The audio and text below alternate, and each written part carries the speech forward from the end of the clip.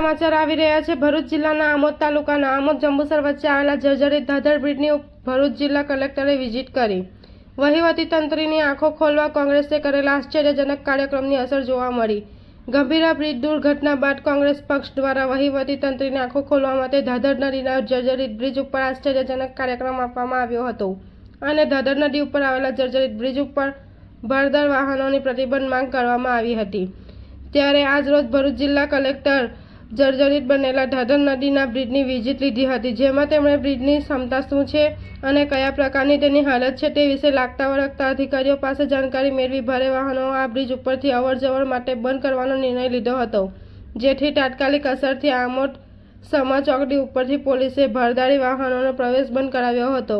ભરૂચથી જંબુસર જતી એસટી બસો પણ બંધ કરાવી દેતા મુસાફરો અટવાયા હતા। ત્યારબાદ એસટી બસના અધિકારી સાથે સંકલન કરી એસટી બસોને હાથ પૂરતી જવા દેવામાં આવી હતી।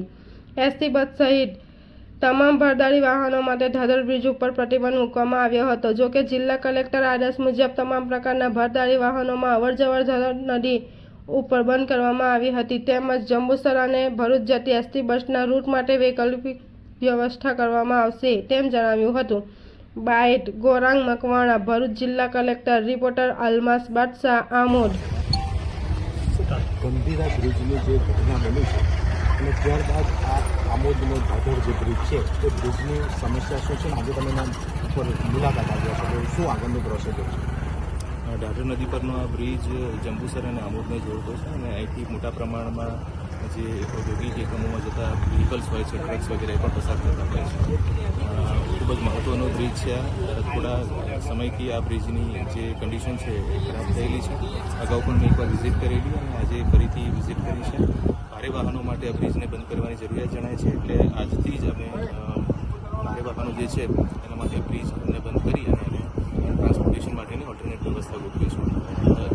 જે બંધ કરીએ છીએ જેટલા સમયગાળા માટે એ દરમિયાનમાં ફટાફટ ઝડપથી આ બ્રિજની મરામત થઈ જાય પણ એટલી જ જરૂરી છે, એટલે એના માટેની જે કાર્યવાહી છે બ્રિજ બંધ થશે તો વૈકલ્પિક વ્યવસ્થા માટે સ્થાનિક